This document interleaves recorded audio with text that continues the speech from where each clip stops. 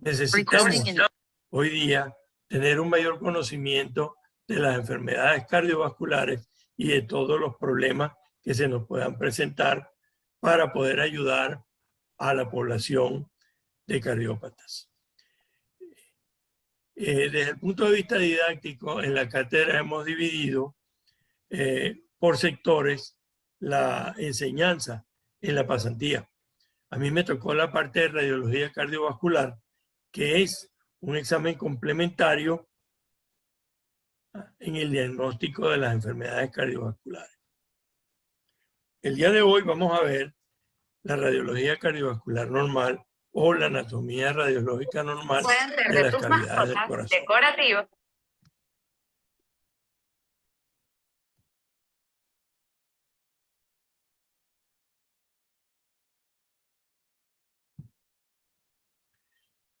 En este slide se resume prácticamente toda la conferencia del día de hoy.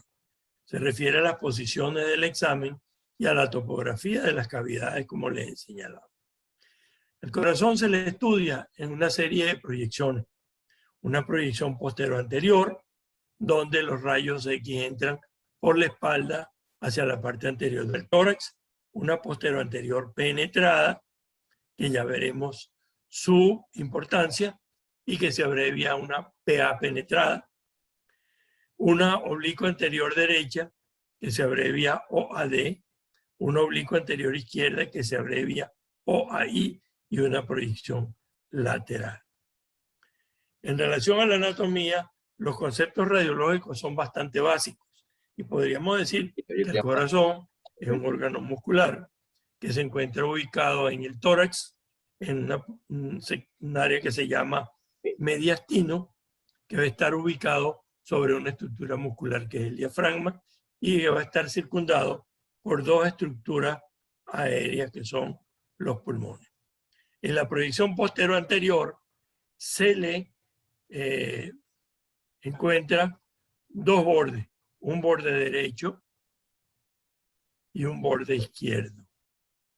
El borde derecho tiene dos arcos o segmentos. Un arco superior o segmento superior recto o vascular, conformado por la vena cava superior y su llegada a la aurícula derecha, y un arco o segmento inferior convexo hacia afuera y hacia la derecha, conformado por la aurícula derecha. Y en ocasiones, particularmente en los sujetos delgados, se puede llegar a ver la llegada de la vena cava inferior a esta cavidad. El borde izquierdo presenta tres arcos o segmentos. Un arco superior, denominado el botón aórtico, que es cuando la aorta se hace aorta descendente.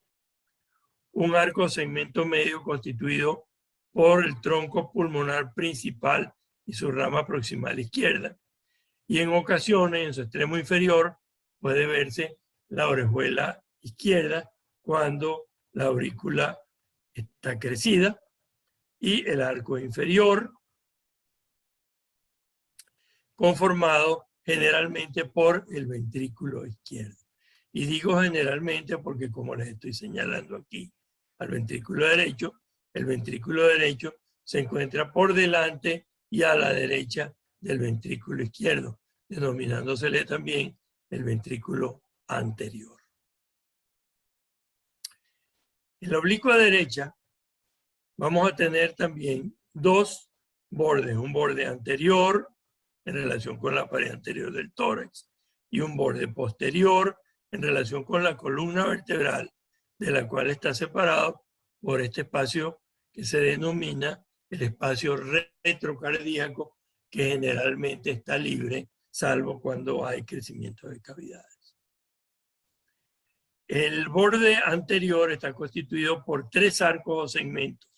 Un arco superior o segmento superior por la aorta ascendente, un arco medio que se denomina el tracto de salida del ventrículo derecho, que no es más que la porción del ventrículo derecho que se comunica con el vaso que emerge de ella, que es el tronco principal de la arteria pulmonar, y el arco inferior, constituido generalmente por el ventrículo derecho, que como dijimos es el ventrículo anatómicamente anterior.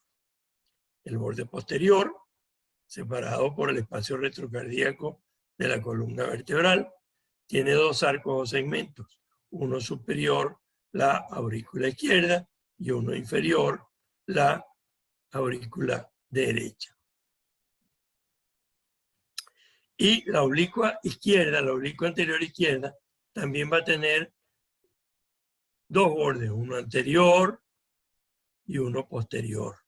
El borde anterior va a tener tres arcos o segmentos, un arco superior por la aorta ascendente, un arco medio constituido por la orejuela derecha, y esta es una proyección específica para la detección de crecimiento de la orejuela derecha.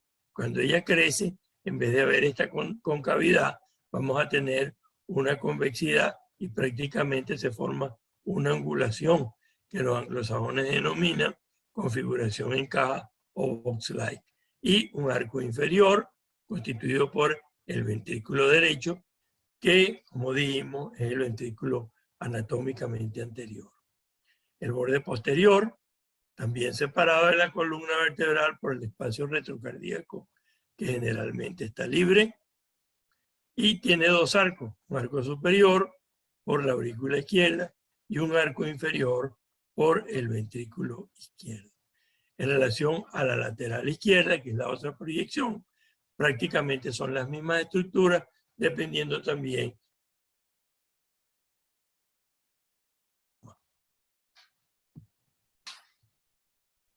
En este esquema tridimensional, nosotros vamos a señalar nuevamente los aspectos anatómicos. Borde derecho, borde izquierdo. El borde derecho, recto vascular, denominado recto vascular porque va a estar conformado o bien por la cava superior, que es la que generalmente le da la conformación recta, o a veces por la aorta ascendente. En la vena cava superior va a llegar a la aurícula derecha, que es el arco segmento inferior, como vemos, convexo hacia afuera y hacia la derecha, y en ocasiones, en sujetos delgados, la llegada de la vena cava inferior a esta cavidad. El borde izquierdo tiene tres arcos o segmentos. Aquí vemos más claro el botón aórtico, que es cuando la aorta se hace descendente. El arco medio, fíjense, conformado por el tronco principal pulmonar y la rama proximal izquierda, y en ocasiones por esta estructura que es la orejuela de la aurícula izquierda, que se ve prominente cuando ella está crecida. Y el arco inferior o segmento inferior, constituido generalmente por el ventrículo izquierdo. Nótese aquí al ventrículo derecho, que como vemos es anterior y está situado a la derecha del ventrículo izquierdo. Una cosa que quisiera decirles es que en radiología todo lo que contiene aire es negro y todo lo que contiene sangre es blanco. Esto, como vemos, es lo inverso. Fíjense que lo que contiene aire es blanco y simplemente es un negativo de una fotografía de un libro, y vemos cómo está señalando las mismas estructuras que yo les he señalado previamente. Aquí vemos la proyección oblicua anterior derecha. Muchos se habrán preguntado, bueno, ¿y cómo es eso de que podemos distinguir una oblicua anterior derecha de una oblicua anterior izquierda? Hasta los años 60, finales de los 60, se usaba mucho la identificación de la oblicua anterior derecha cuando se veía el esófago planificado de Vario. Pues todo el mundo decía, esa es una oblicua anterior derecha. Pero resulta ser que la placa, como es acetato y es transparente, y me lo hicieron muchas veces ya, cuando uno les pide demostrar es oblicuo anterior derecha, oblicuo anterior izquierda, muchos dicen, este es anterior derecha y este es anterior izquierda. Y no es así. generalmente hoy día hay factores más claros para llevar a cabo la distinción entre estas dos proyecciones. Por cierto, en la oblicua anterior derecha vemos que el corazón adopta una forma triangular, se va hacia adelante, hacia la pared anterior, y la cámara gástrica es anterior, independientemente de que tenga o no el esófago planificado de Vario. Porque como ustedes saben, cuando les han dado Vario a los pacientes en la sala de espera, entonces aparecen todos los pacientes con el esófago planificado en las distintas proyecciones. Y eso no era así antes. Ahora el tiempo ha hecho que eso se dificulte un poco más. Entonces, en la proyección oblicua anterior derecha, vamos a tener el borde anterior y el borde posterior. El borde anterior, la aorta ascendente, el segmento medio o arco medio, el tracto de salida del ventrículo derecho, que es la porción del ventrículo derecho que comunica con el vaso camerella, que es la pulmonar, y el arco inferior, el ventrículo derecho, que es el ventrículo anatómicamente anterior. Y el borde posterior, separado de la columna por el espacio retrocardíaco, tenemos aquí la aurícula izquierda, fíjense las venas pulmonares en el arco superior, y en el arco inferior vemos la aurícula derecha. Aquí vemos el negativo del libro, donde le señalaba el esófago planificado de Vario y las distintas estructuras que ya señalamos. Y aquí vemos la radiografía. Fíjense cómo el corazón se va hacia adelante y la cámara gástrica es anterior. Fíjense que adopta una forma casi triangular, para que se acuerden. Esta es la oblicua anterior izquierda. En la oblicua anterior izquierda el corazón rota y se va hacia atrás, y pareciera que nosotros estamos viendo el corazón por la punta, por su punta. Y fíjense cómo tiene también un borde anterior y un borde posterior. El borde anterior conformado por la aorta ascendente, el arco o segmento medio por la orejuela de la aurícula derecha, como ya dijimos, y el arco inferior o segmento inferior por el ventrículo derecho, el ventrículo anatómicamente anterior. Y en el borde posterior, arriba, tenemos la aurícula izquierda, fíjense las venas pulmonares, y en el arco inferior, el ventrículo izquierdo. Aquí vemos cómo hay una diferencia también con la oblicua anterior izquierda. La oblicua anterior derecha, perdón. La oblicua anterior izquierda, fíjense, está casi redondo, pareciera como una medalla, y esta sería la cadena, un medallón. El corazón se va hacia atrás y la cámara gástrica es posterior. Fíjense, aquí vemos el negativo del libro, donde nos está señalando las mismas estructuras previamente señaladas. Y esta es la lateral, que depende, por supuesto, del grado de rotación que haya para la identificación de las distintas estructuras. Y ahí tenemos la radiografía en la proyección lateral.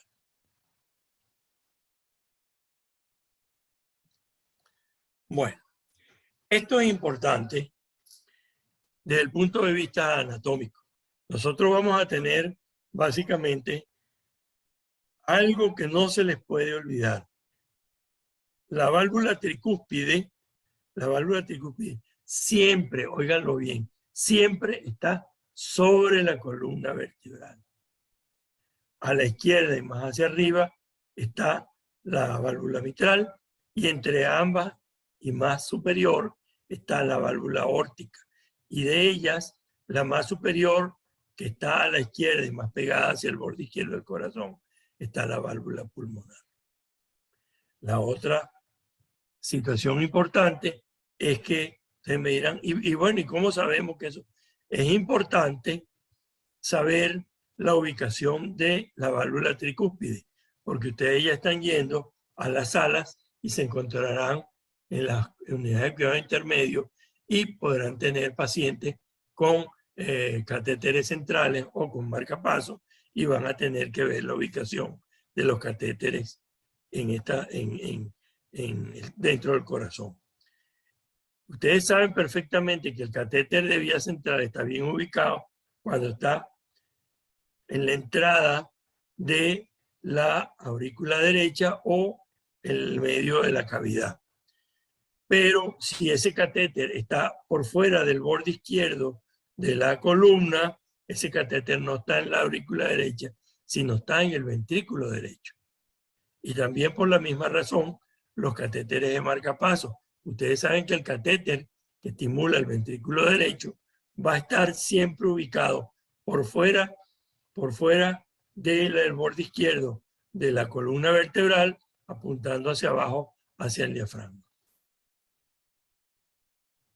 La otra relación anatómica que es importante es esta. Fíjense cómo la tráquea se va a subdividir en los bronquios derecho e izquierdo. A esta división esta separación se le llama la carina. Formando un ángulo cuyo ángulo se deforma y se amplía con la elevación del bronquio izquierdo cuando hay el crecimiento de una cavidad que es la aurícula izquierda. Entonces, fíjense bien cómo desciende y cómo se divide la tráquea en los dos bronquios. Las proyecciones de estudio ya se las señalamos, pero aquí sabemos perfectamente cómo es el posicionamiento del paciente. En la proyección posterior anterior, el rayo entra por la espalda, el pecho, la parte anterior del tórax debe estar pegado del chasis de la radiografía y el sujeto tiene que estar de pie con los brazos en esta posición y los codos echados hacia atrás hacia adelante para que las escápulas salgan del campo radiológico. Y el sujeto tiene que estar en inspiración profunda para que descienda el máximo el diafragma y el corazón pueda tener un tamaño lo más similar posible a lo normal. Aquí vemos la proyección oblicua anterior derecha, la proyección oblicua izquierda y la proyección lateral izquierda.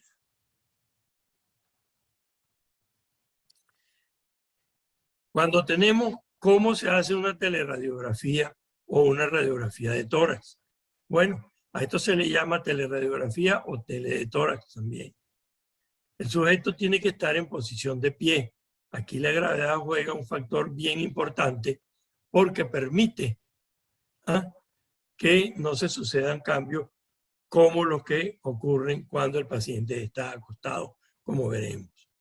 El paciente tiene que estar en inspiración profunda.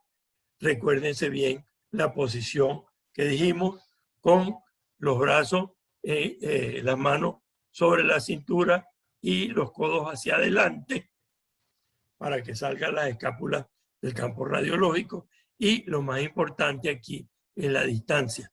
La distancia tiene que estar entre 1.5 y 2 metros. La distancia entre el tubo de rayos X y el paciente, o desde el punto de vista fotográfico, tamaño entre el foco y el objeto. ¿Por qué esa distancia? Con un promedio de 1.8 metros, para que no haya dispersión de los rayos X. A esta distancia, el corazón, si se dan cuenta, va a ser muy similar a lo normal, pero si se hace una toma más cercana, vamos a tener dispersión de los rayos X y el corazón, aun siendo normal de tamaño, va a parecer más aumentado que lo que realmente es. Ustedes me dirán, bueno, ¿y por qué nosotros tenemos que estar pendientes del tamaño del corazón? Bueno, en la radiografía una de las importancias que tiene es que puede hacerse con la radiografía un seguimiento del tamaño del corazón a través del tiempo y por supuesto el seguimiento de los pacientes y su mejoría o empeoramiento caso de que fuese así. Entonces nosotros tenemos una serie de precisiones en relación al tamaño del corazón. Una, la precisión subjetiva, que es decir, el observador hace su apreciación y dice, este corazón está grande o no. Por supuesto, como ya les habrán explicado en medicina preventiva, la sensibilidad de esa apreciación subjetiva es mayor en la medida que tenga más experiencia el observador. No es lo mismo el que ve 3 placas al día al que ve 300 placas al día o tiene más años de experiencia. Entonces, por otro lado, hay métodos objetivos. El método más usado es el índice cardiotorácico o relación cardiotorácica, que no es más que esta medición del diámetro transverso del corazón, señalado aquí, en relación al diámetro transverso del tórax. Y el diámetro transverso del corazón tiene que ser menos de la mitad del diámetro transverso del tórax, o el diámetro transverso del tórax tiene que ser más de la mitad del diámetro transverso del corazón. O sea que un índice cardiotorácico normal es 50% o menos. ¿De acuerdo? Esto varía un poquitico en relación a los niños recién nacidos. Los niños pequeños tienen una respiración muy superficial y el índice cardiotorácico varía generalmente por 2 razones. Al tener una respiración superficial, el corazón pareciera mucho más grande porque los hemidiafragmas no descienden y puede llegar a ser un índice cardiotorácico normal hasta un 62%. Y por otro lado, tienen una estructura que es el timo, que puede hacerlo más aumentado de tamaño. Entonces, recuérdense bien, índice cardiotorácico 50% o menos de la relación entre el diámetro transverso cardíaco y el diámetro transverso torácico. Pero el más científico de todos, de los métodos objetivos, es este que está aquí, que es el método de los volúmenes cardíacos. El método de los volúmenes cardíacos nos va a medir un eje longitudinal o eje largo, que vamos a denominar A, que va desde la unión de este segmento superior con el segmento superior del borde derecho a el ángulo cardiofrénico izquierdo. Y vamos a tener un diámetro menor, o B, que va desde la unión del segmento medio con el segmento inferior del borde izquierdo al ángulo cardiofrénico derecho. Y también toma en cuenta el diámetro transverso del corazón, que vamos a llamar C, en la proyección lateral. Este método es más consumidor de tiempo y más consumidor de plata, porque se requiere la proyección lateral que en el índice cardiotorácico no se necesita. Y entonces, los volúmenes cardíacos, ¿cómo se mide? Se multiplica el diámetro A por el diámetro B por el diámetro C. Hay unas tablas para medir esta constante.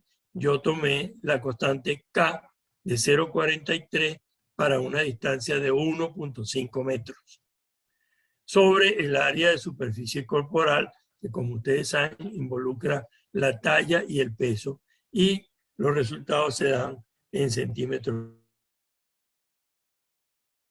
Cuenta es el valor menos de 550 para los hombres y menos de 500 para las mujeres. Y como vemos, aquí tenemos una serie de tablas desde los niños recién nacidos para medir los volúmenes cardíacos hasta los adultos. Hacia el año 72, mis jefes, el profesor Keith Jefferson y el doctor Simon Rees, radiólogos reconocidos, hicieron una comparación entre la medición subjetiva, es decir, lo que aprecia uno normalmente diciendo esto está normal o está aumentado, en relación al índice cardiotorácico. Y fíjense cómo, ya ustedes saben, no es que tiene cardiomegalia 1, 2 y 3, sino cardiomegalia ligera, moderada y marcada en relación a la medición subjetiva. Y cuando íbamos al índice cardiotorácico, fíjese que el promedio daba normal por debajo de 50, cardiomegalia ligera un poquitico por encima de 50, moderada mucho mayor y por supuesto severa mucho mayor. Y en relación a los volúmenes, igual, fíjense cómo en el promedio aquí teníamos igual menos de 500, 459, un poco más de 500 en la ligera, 780 casi en la moderada y 1240 en la marcada. Entonces, sirve realmente para seguir la evolución de los pacientes y su tratamiento y, por supuesto, el pronóstico. Aquí vemos la radiografía. Fíjense el timo que hace que ese corazón de ese niñito, siendo normal, parezca aumentado de tamaño. Y aquí vemos algo que vamos a tomar muy en cuenta cuando nosotros estemos haciendo nuestras prácticas radiológicas, que es el diámetro transverso del corazón. Se supone que un adulto ya de 18 años, en el 97 percentil, estaría alrededor, el diámetro transverso es de 15 centímetros o menos. En las mujeres generalmente por debajo de 14.5. Entonces, ya ustedes saben, con una regla, miden y si tiene más de 15 o 16 o 17, ya saben que el paciente tiene una cardiomegalia. Y vemos la evolución en el tiempo. Fíjense, este es un paciente chagásico, cómo llegó a la consulta. Obviamente verán las distintas proyecciones. Mire cómo se fue aumentando el corazón.